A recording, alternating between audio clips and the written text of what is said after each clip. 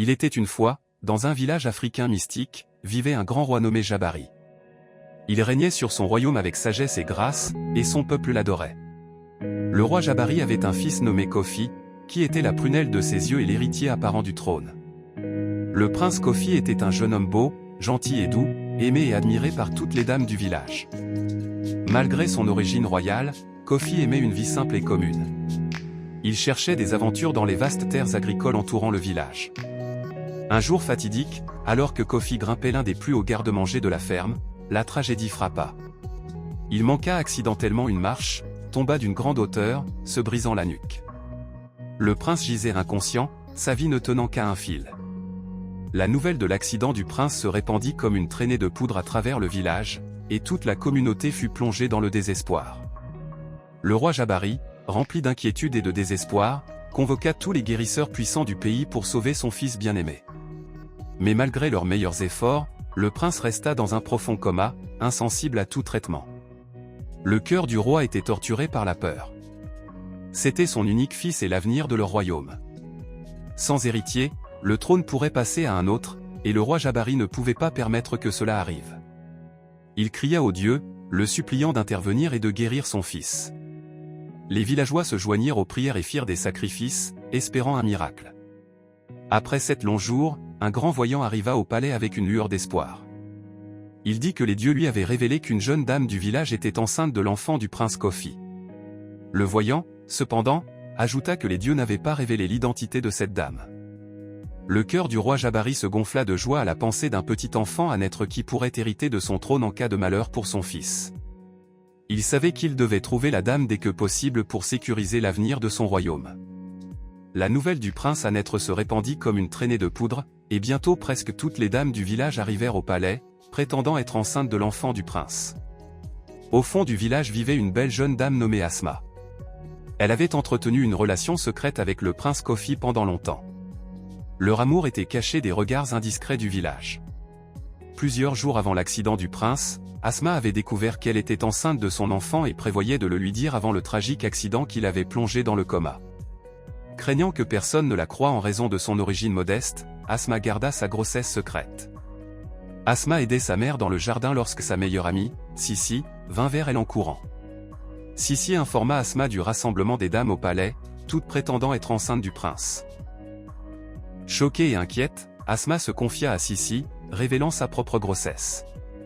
Sissi, consumée par l'envie et le désir de devenir également reine, éclata de rire et partit. Sur le chemin du retour, Sissi mit au point un plan. Elle se dit, parce que le prince est dans le coma et ne peut pas parler, vous prétendez toutes être enceintes de lui?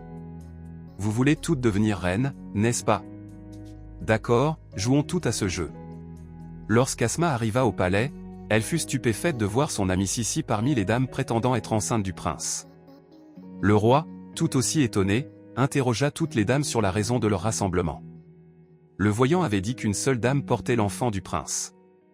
Alors pourquoi prétendez-vous toutes être enceintes? Chaque dame insista sur le fait que le prince les avait fécondées avant l'accident, semant la confusion dans le palais.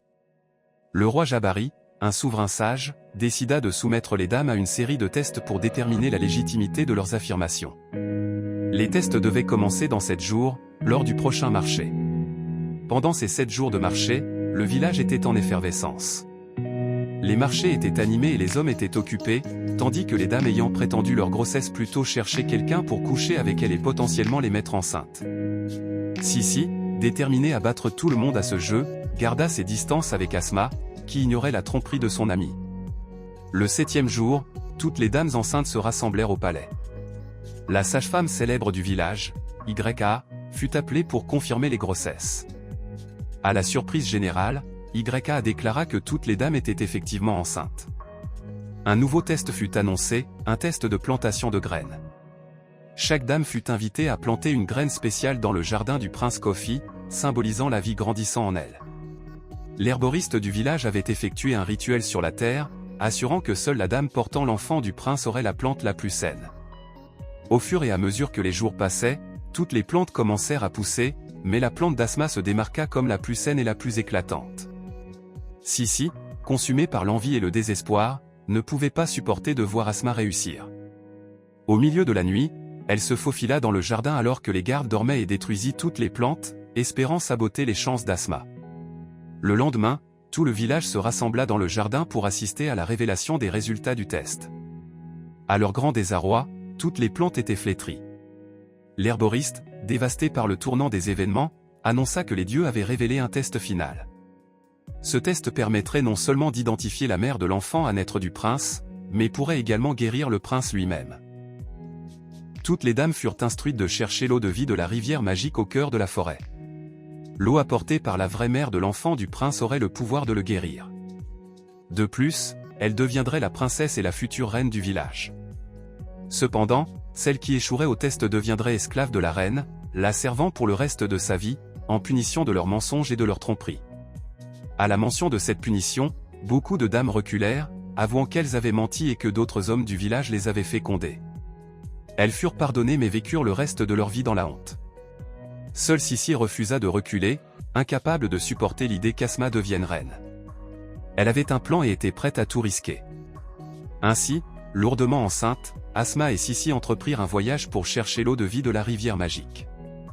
Les anciennes meilleures amies étaient devenues de farouches rivales, chacune luttant pour le titre de future reine du pays. Sur le chemin du retour, Asma, épuisée par le voyage, décida de se reposer. Sissi saisit cette opportunité et échangea les pots d'eau. Elle prit l'eau d'Asma, croyant que puisqu'elle était véritablement enceinte de l'enfant du prince, son eau détenait le pouvoir de guérir le prince. Sissi était convaincue qu'elle réussirait le test ayant changé l'eau, et qu'Asma deviendrait son esclave. Lorsqu'elles arrivèrent au palais, tout le village attendait leur retour, leurs espoirs en suspens. Sissi, remplie d'une fausse confiance, entra la première pour présenter son eau au prince. À son grand désarroi, rien ne se passa. Confuse et désespérée, elle se demanda pourquoi l'eau qu'elle avait échangée n'avait pas fonctionné. Ce fut alors le tour d'Asma. Ignorant que Sissi avait échangé leur eau, avec sincérité et amour dans son cœur, elle administra l'eau. Miraculeusement, le prince se redressa d'un coup, ses yeux s'ouvrant à peine. Ce n'était pas l'eau, mais la personne qui l'administrait, la connexion authentique d'Asma avec le prince l'avait ramené du seuil de la mort. Tout le village éclata de joie et de célébration, car la pauvre fille qui ne s'était jamais crue digne du prince fut couronnée princesse et future reine. Des mois plus tard, elle donna naissance à un garçon en bonne santé, le jeune prince qui hériterait un jour du trône. Asma et le prince Kofi se marièrent et vécurent heureux, régnant sur leur royaume avec amour et compassion. Quant à Sissi, sa tromperie et son envie lui coûtèrent cher. Elle passa le reste de sa vie en esclavage, un sort qu'elle avait tenté d'imposer à Asma.